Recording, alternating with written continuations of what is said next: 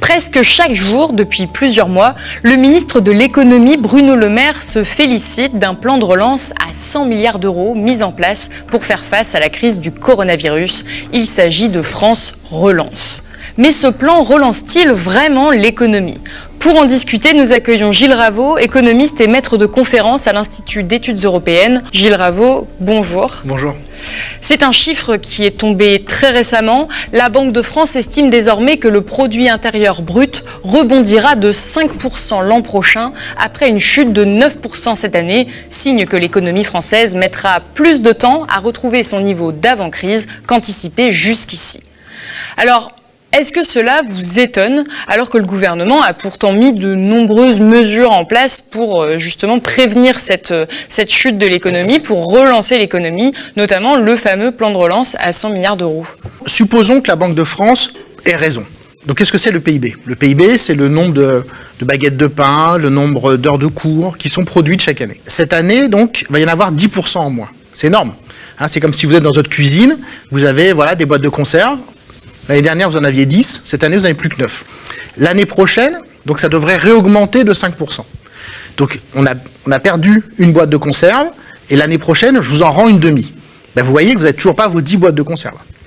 Et en fait, donc, ce que disent les économistes qui sont à peu près lucides, il n'y en a pas beaucoup malheureusement, c'est qu'on est donc dans une période où pendant 2 ou 3 ans, au moins, et peut-être plus, il n'y aura pas de croissance économique. On sait que, déjà en temps normal, même quand il y a de la croissance économique, on a un chômage très important en France.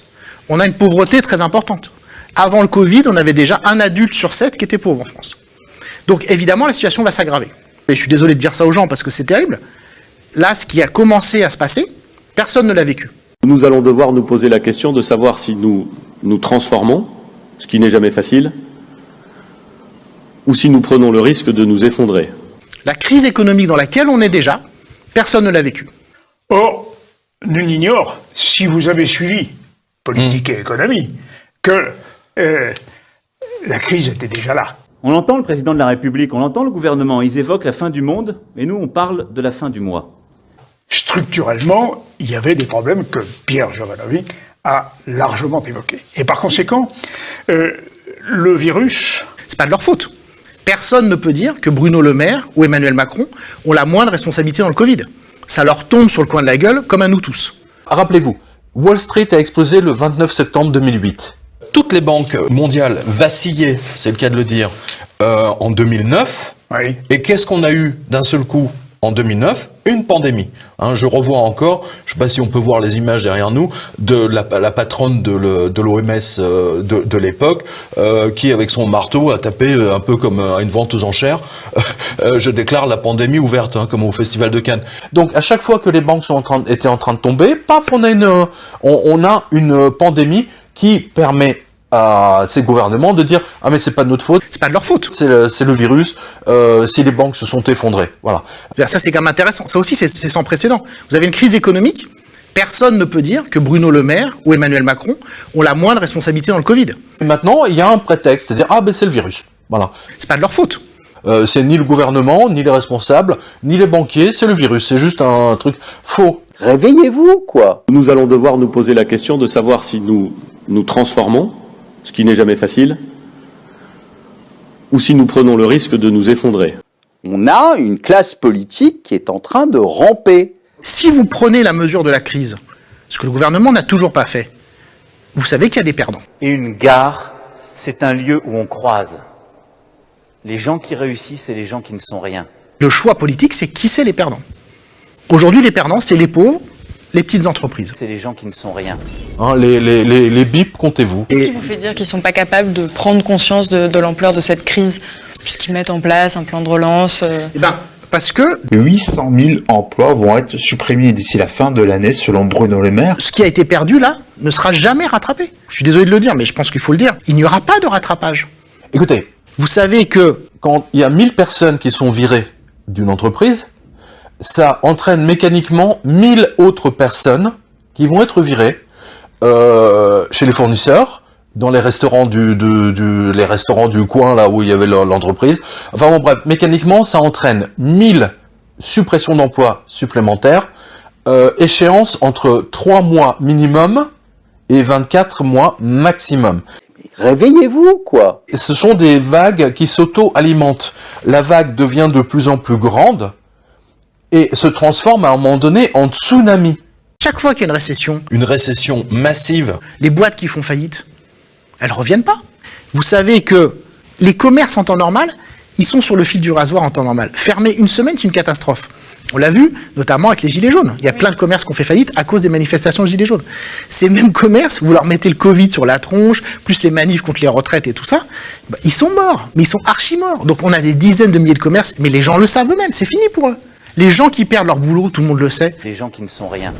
Ils peuvent retrouver un travail après, mais en moyenne, il est moins bien. J'ai vu des déclarations de Jacques Attali, celui qui nous a prévenu d'une pandémie justement pendant des années avant. Ah mais là il va falloir baisser les salaires. Je pense que Madame Pénicaud a déclaré quelque chose de similaire.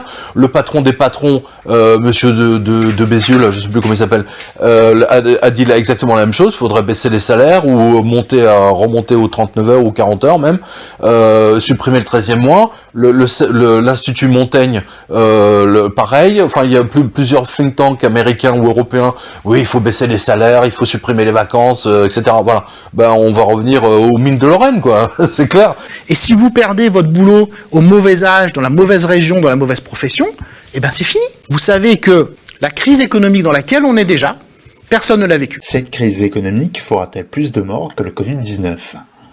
Elle fera beaucoup plus de morts, évidemment. Je suis désolé de le dire, mais je pense qu'il faut le dire. Bruno Le Maire, on voit bien, il réagit très rapidement quand c'est les grandes entreprises. Parce que c'est des gens qu'il connaît, ça lui parle. Donc quand Air France commence à s'éternuer, on lâche des milliards. Des milliards. Open bar. Vous savez que Bruno Le Maire ose nous dire, dans une interview du Parisien il y a quelques semaines, que la réforme des retraites est une réforme majeure. C'est-à-dire qu'au niveau d'instabilité politique, démocratique, sociale du pays, il remet de l'inquiétude sur une réforme qui était déjà débile à la base. Et là aussi, strictement en termes d'économie, qu'est-ce qui se passe? Les gens qui ont de la thune, ils se disent « Oh putain, oui, c'est vrai, on va se prendre sur la tronche la réforme des retraites ». Donc ces gens-là qui consomment déjà pas actuellement parce qu'ils ont peur, parce que tout le monde a peur aujourd'hui, ils vont consommer encore moins pour mettre de côté pour leur retraite. À qui les gens vont vendre si la pauvreté, enfin c'est pas si, puisque la pauvreté explose dans le pays? À qui est-ce que le fleuriste du coin, l'épicier du coin, va vendre si les gens n'ont plus d'argent? C'est déjà ce qui se passe. Et donc le problème de consommation, qui est le problème numéro 1 du pays, cet abruti de Bruno Le Maire, il l'aggrave avec ses déclarations. Encore une fois, si vous faites peur aux gens, s'il n'y a pas de consommation, si les entreprises font faillite, elles ne payent pas d'impôts, les recettes de l'État diminuent, d'un côté. À l'inverse, les dépenses de l'État augmentent, allocations chômage, aide sociale, tout ce que vous voulez. Et donc ce qu'il fait, c'est par ces déclarations, je pense qu'on pourrait mesurer plus tard, l'augmentation de la dette publique qui a été créée par la bêtise de Bruno Le Maire. Je veux dire, c'est hallucinant. Si vous avez 2 grammes de raisonnement économique dans la tête, je peux très facilement vous démontrer que par ces déclarations sur les retraites, Bruno Le Maire, il aggrave la crise et donc il aggrave la dette publique. Je rappelle à nos spectateurs que si vous prenez la dette du pays et vous la divisez par le nombre d'habitants, les Grecs sont moins endettés que les Français. Mais est-ce que vous savez qui détient la dette? Hein? Non, il n'y a pas que... Non, il n'y a pas que. La dette, elle n'est pas détenue par un riche chinois ou la dette, elle n'est pas détenue par Bernard Arnault ou par Monsieur Bolloré. La dette, elle est détenue par vous tous. La dette, elle est détenue dans chaque produit bancaire, c'est de la dette. Dans un livret A, c'est de la dette. Dans une assurance vie, c'est de la dette. Et majoritairement de la dette française. Donc si vous l'annulez, qu'est-ce qui se passe? Vous mettez votre épargne à zéro, en fait. Pouf! La monnaie inscrite au crédit d'un compte bancaire n'est qu'une reconnaissance de dette de la banque envers le détenteur du compte. Rien de plus. Ce que vous avez sur votre compte, ce n'est qu'une promesse de remboursement en euros, et non de véritables euros. Les unités de compte sur les comptes bancaires peuvent tout simplement disparaître. Qu'est-ce que vous répondez à cela? Je suis désolé de le dire, mais je pense qu'il faut le dire. La crise économique dans laquelle on est déjà, personne ne l'a vécue. Et je vais citer là une autorité, M. Sergio Ermotti, patron de la banque UBS, patron de la banque suisse. Voici ce qu'il dit. Les taux négatifs conduisent à la situation absurde où les banques ne veulent plus avoir de dépôt de leurs clients. Je suis désolé de le dire, mais je pense qu'il faut le dire. Les taux négatifs, Ça veut dire Que Les banques commerciales privées, vendent la totalité de leurs produits à perte. une banque commerciale étant une entreprise comme une autre, elle peut faire faillite. Bah, c'est ce qui se passe aujourd'hui avec les banques, avec les taux négatifs. Je vous rappelle que les banques, elles gagnaient leur argent en prêtant aux gens à 10, 15, 20% d'intérêt. Hein, voilà. Et aujourd'hui, elles sont à 0. Qu'est-ce que je dis 0? Pardon. Moins 2, moins 0, moins X. Hein, moins 0, ou moins X. Allô? C'est fini, leur modèle est mort. Réveillez-vous, quoi. Vous savez que Si elle fait faillite, elle ne peut plus garantir sa monnaie privée, et par conséquent les montants des comptes bancaires de ses clients. Les banques commerciales privées, appelées aussi banques de second rang ou banques secondaires, sont les banques des particuliers et des entreprises, comme la BNP, le Crédit Agricole ou la Société Générale. Ce sont des entreprises privées dont le but est le profit. Les banques commerciales privées sont les distributeurs des billets et pièces de monnaie, qui font le commerce de la monnaie centrale. À perte. les gens qui ont de la thune, ils vont consommer encore moins pour mettre de côté pour leur retraite. Mais, encore une fois... Les taux négatifs. Ça veut dire, vous amputez vos comptes courants, tout votre argent en banque, tout, même les assurances de vie, même les livrets A, ça va devoir y passer. On peut se poser des questions sur la manière, sur comment, sur la légalité, sur ces choses-là. Mais bon, à un moment, nécessité fait loi. Je suis désolé de le dire, mais je pense qu'il faut le dire. Vous pouvez avoir une loi demain qui démonétise vos billets. La loi dit que tout citoyen est obligé d'accepter non pas des métaux précieux, mais de la monnaie de l'État comme règlement d'une dette. Nécessité fait loi, et aujourd'hui, l'arrivée des taux profondément négatifs, ça veut dire que tous les argents qui sont en banque, tout l'argent qui est en banque, doit payer tous les ans 4%, 6% à la Banque Centrale Européenne. Allô ? C'est une manière aussi de détruire le capital. Des gens très intelligents et très cyniques disent il a fallu qu'on injecte plein d'argent pour surmonter cette crise, c'est normal qu'on le reprenne, on va le reprendre comme ça, et on va le reprendre non pas de manière politique, concertée, en se demandant comment est-ce qu'on va rééquilibrer nos systèmes, mais de manière totalement inique, par une sorte d'impôt qui ne serait pas défini par la collectivité, par le politique, par la police, la cité, mais par la banque et par l'intérêt privé. C'est un impôt des banques, les taux négatifs. Les banques et les États sont comme les deux faces d'une même pièce. La nation fait fabriquer sa propre monnaie par la Banque centrale. La BCE lance la planche à billets ad vitam aeternam. Allô ? Les banques commerciales privées sont les distributeurs des billets et pièces de monnaie, qui font le commerce de la monnaie centrale. Avec l'avènement de la République et de la démocratie, les banques et les États sont comme les deux faces d'une même pièce. Sans création monétaire par le crédit par les banques commerciales, il n'y aurait quasiment pas de monnaie en circulation. Les banques ont besoin des États pour établir une législation protégeant ce privilège et faire appliquer cette législation par la justice et les forces de l'ordre. Des nouveaux CRS, à Bièvre dans l'Essonne, une compagnie pilote de nouvelles unités d'intervention rapide va être testée pour répondre aux violences urbaines partout en France. Une banque commerciale étant une entreprise comme une autre, elle peut faire faillite. Si elle fait faillite, elle ne peut plus garantir sa monnaie privée, et par conséquent les montants des comptes bancaires de ses clients. Les unités de compte sur les comptes bancaires peuvent tout simplement disparaître.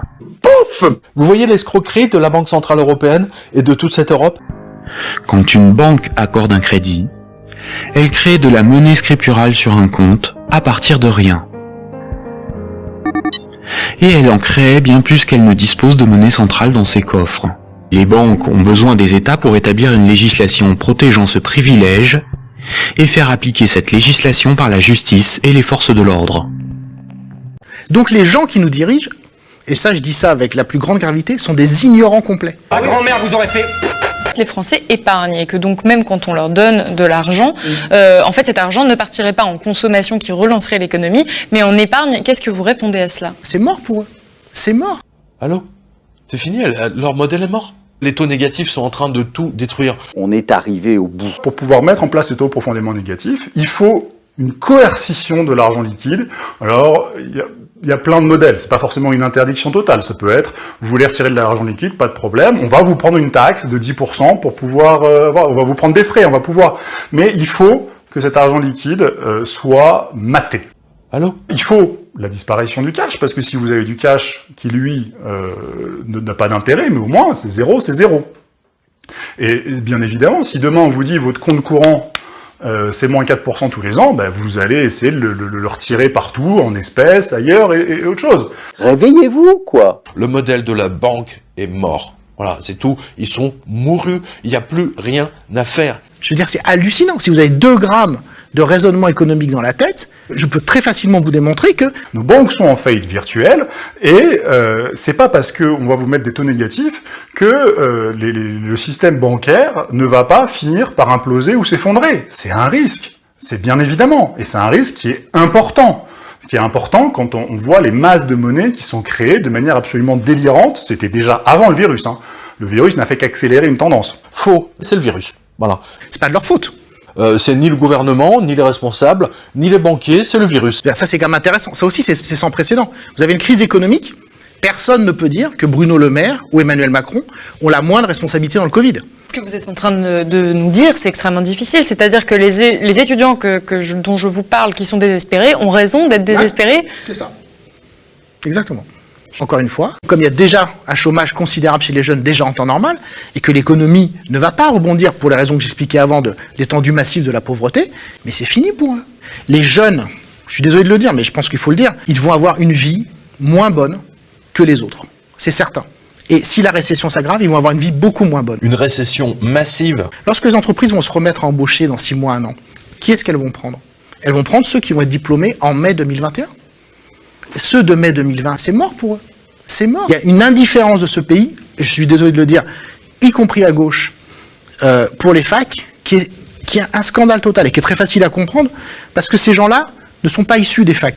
Ces gens-là, ils viennent des grandes écoles, ils viennent de Sciences Po Paris, leurs enfants sont dans le privé, à Polytechnique, HEC, dans des écoles de commerce pourries à 15 ou 20 000 euros par an. La fac n'existe pas pour eux. Mais la fac, c'est là où il y a la majorité des jeunes de ce pays. C'est là où il y a l'immense majorité des enfants d'ouvriers, d'employés, etc. C'est les gens qui ne sont rien. Il y a un désintérêt pour ce pays, pour les étudiants, qui est absolument colossal. On travaille dans des conditions, mais honteuses. La crise des années 1930, qui aura bientôt un siècle, c'est la démonstration que le libre marché, lorsqu'il est laissé vraiment à lui-même, peut détruire la démocratie. Qu'est-ce qui se passe en Allemagne? Les gens, ils ont faim. Dans les années 30, vous n'avez pas l'allocation chômage. Il n'y a pas la sécurité sociale. Quand vous perdez votre boulot, vous avez vraiment faim. Qu'est-ce qui se passe en Allemagne? Rudolf von Havenstein, gouverneur de la banque allemande, a dit, bah écoutez, on n'a pas d'argent, c'est pas grave, on va en imprimer. Et il a tellement imprimé que, du coup, à un moment donné, bah, tout est parti à volo. C'est-à-dire que les œufs étaient à 12 marks, et puis ensuite à 50, puis 100, puis 1000, puis 10 000, 100 000. On l'a oublié. Parce qu'encore une fois, c'est pas enseigné, ni au lycée, ni dans les facs d'éco. Qu'est-ce qui se passe en Allemagne? Seuls ceux qui avaient des pièces et des lingots d'or ou d'argent ont pu transporter leurs économies dans le temps. C'est pas enseigné, ni au lycée, ni dans les facs d'éco. Alors, je vous donne, pour vous rendez compte, le cours d'une once d'or. En 1919, donc, 1919, en janvier, l'or était à 170 marks, d'accord? En septembre de la même année, il était déjà à 500 marks. Alors, je ne vais pas vous faire toutes les années, mais on passe à 1923. Il était à 3 315 000 marks. On l'a oublié. Écoutez bien, le 23 août, la petite pièce d'or, elle était à 68 382 000 marks. Voilà. Et alors, jusqu'à la fin, le 30 novembre, l'or, la pièce d'or était... Alors attends, là il y a tellement de zéros, je sais même pas comment ça fait en fait. Attends, ça fait des millions. 87 trilliards. C'est pas enseigné, ni au lycée, ni dans les facs d'éco. Cette hyperinflation a décimé. Il y a eu 1 million de morts de faim. Vous n'avez pas l'allocation chômage. Il n'y a pas la sécurité sociale. Quand vous perdez votre boulot, vous avez vraiment faim. Les femmes à l'époque travaillaient très peu. Donc ça veut dire qu'un homme qui travaillait, qui était au chômage, il avait en général entre 2 ou parfois même plus 5 personnes à sa charge. Voilà. Donc quand on dit 6 millions de chômeurs, en fait, c'est 30 millions qui souffrent. Enfin, c'est ça. Qu'est-ce qui se passe en Allemagne? En septembre 1924, il y avait grosso modo 1 million de chômeurs. En septembre 1929, il y en avait 1 320 000. Donc là, c'est Weimar. Qu'est-ce qui se passe en Allemagne? Wall Street explose. Du jour au lendemain, 3 mois plus tard, il y a 3 millions de chômeurs. En janvier 1933, quand Hitler arrive au pouvoir, il y avait 6 millions de 6 chômeurs. millions de chômeurs, ouais. 6 millions de chômeurs. Qu'est-ce qui se passe en Allemagne? Il y a eu la planche à billets pendant la Première Guerre mondiale, c'est-à-dire 1914-1918. Planche à billets numéro 1. Planche à billets numéro 2, Weimar. Toute la période Weimar. Et ensuite, la destruction totale de l'économie allemande après l'effondrement de Wall Street de 1929. Voilà. C'est pas enseigné, ni au lycée, ni dans les facs d'éco. Il y a eu une vague de famine. Qu'est-ce qui se passe en Allemagne? L'argent ne valait plus rien. C'est-à-dire que vous touchez l'argent, et une heure plus tard, ça valait plus rien. Ça valait plus rien. Ça valait plus rien. Ouais. On l'a oublié. Berlin s'est transformé en un bordel ambiant. C'est-à-dire que tout ce qui pouvait se prostituer, garçons, filles, etc., Berlin était devenu la Thaïlande de l'Europe. On l'a oublié. Voilà ce à quoi la fausse monnaie a amené à transformer les Allemands protestants en prostituées, hommes et femmes. C'est quand même invraisemblable de voir ça. Et ça, on n'en parle pas. Ça, on n'a pas le droit d'en parler. Ni au lycée, ni dans les facs d'éco. Qu'est-ce qui se passe en Allemagne? Rudolf von Havenstein, gouverneur de la banque allemande, a dit, écoutez, on n'a pas d'argent, c'est pas grave, on va en imprimer. Et il a tellement imprimé que, du coup, à un moment donné, tout est parti à volo.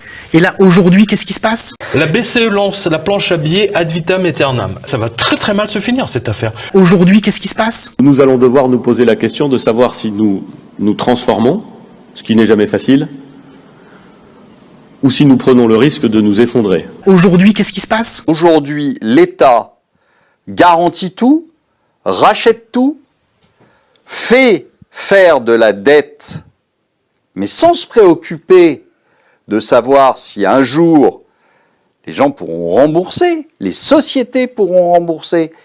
Et en fait, quand vous faites de la dette, vous appartenez à qui? À votre créancier. Et là, aujourd'hui, qu'est-ce qui se passe? La dette nous force, si vous voulez, à supprimer les lits d'hôpitaux. C'est pour ça qu'on s'est retrouvés tous confinés, soi-disant. Voilà. Aujourd'hui, qu'est-ce qui se passe? D'une part, vous avez l'endettement du pays, d'accord? Oui, c'est ça. De l'autre côté, vous avez les taux négatifs, d'accord? Et les taux négatifs qui eux-mêmes entraînent des licenciements massifs partout. Donc vous avez le chômage, qui ne fait qu'augmenter la charge de l'État pour les chômeurs. Donc le déficit public. Exactement. Ensuite, vous avez l'endettement, ils sont obligés de s'endetter, et en même temps, ils sont obligés de se séparer des services publics et de licencier également des fonctionnaires. Et là, aujourd'hui, qu'est-ce qui se passe? Des suppressions de services publics supplémentaires, et ils vont peut-être finir par vendre la Joconde, et le Louvre avec. Aujourd'hui, qu'est-ce qui se passe? Les taux négatifs sont en train de tout détruire. Le modèle, je l'ai dit dans la vidéo de TVL, le modèle de la banque est mort. Voilà, c'est tout. Ils sont mourus. Il n'y a plus rien à faire. Et là, aujourd'hui, qu'est-ce qui se passe? Aujourd'hui, quand on fait la guerre comme ça à l'argent liquide, on fragilise encore plus le système, on met encore plus de risques sur les banques et on nous rend encore plus dépendants des banques qui sont encore plus risquées. Ce sont des choses qui vont à l'encontre du bon sens et à l'encontre du sérieux qu'il faudrait. Et là, aujourd'hui, qu'est-ce qui se passe? Certaines banques européennes sont si mal que la BCE leur a prêté 4 trilliards. Pierre, jusqu'à quand la BCE peut maintenir un système en faillite? Jusqu'à quand cette mascarade va-t-elle durer? Là, on s'amuse, c'est nos limites. Ça, je l'avais annoncé et réannoncé qu'au moment où ça se passerait mal, les banques centrales, ça serait open bar. Et c'est open bar. Draghi a décidé de mettre 20 milliards tous les mois, ad vitam aeternam, pour acheter ses actions, pour les faire léviter. Vous comprenez? C'est-à-dire qu'elle rachète tout. Et elle rachète tout avec des billets fraîchement imprimés. Genre 100 milliards le matin, 100 milliards le soir. C'est nos limites. Pour sauver tout ce qui pouvait être sauvé, les banques, acheter des obligations et surtout les banques européennes. Ça veut dire quoi? Ça veut dire que... Le seul remède du système actuel, c'est de remettre des quantités de fausses monnaies dans les banques, comme vous l'avez dit, et comme vient de le faire la Fed, c'est-à-dire que on utilise le poison comme remède. Vous êtes dans un système qui est schizophrénique. Mais ça va créer de nouveau des taux d'intérêt encore plus bas, et nous allons vers la destruction du système bancaire. Ah mais c'est de la destruction, c'est fini, c'est terminé. Et c'est très curieux parce qu'il a été détruit par lui-même ou par les banques centrales. Mais il a motif. été détruit par la fausse monnaie. Par la fausse monnaie, bien par sûr. la fausse monnaie, c'est tout. Mais, je veux dire, bien sûr. Il n'y a pas de miracle. Voilà. L'argent est la colle de la société. À partir du moment où on dilue la colle, elle ne colle plus rien et tout se disloque. Voilà. Et là, aujourd'hui, qu'est-ce qui se passe? La BCE lance la planche à billets ad vitam aeternam. Ça veut dire quoi? Ben, ça veut dire que vous pouvez tenir le système. Vous pouvez tenir ce système qui est complètement idiot, où on a 0,1% de la population qui se fait un fric pas possible, parce que tout le fric qui est créé par la Banque centrale part directement dans la bourse, d'accord, mais ne passe pas par la case économie réelle, hein, jamais. D'accord, donc va directement dans la bourse, hein, et donc, possesseur d'actifs, il est content, hein, il se fait du fric. Ça n'enrichit bien entendu que les plus riches. Vous et moi, on est tous taxés. En revanche, les autres, eux, ils payent. C'est nous qui payons. Ils payent parce que ça génère une dette, et donc la dette, je vous ai dit, c'est de l'impôt futur. Donc, vous êtes dans un système qui est schizophrénique, totalement déant. Allô ?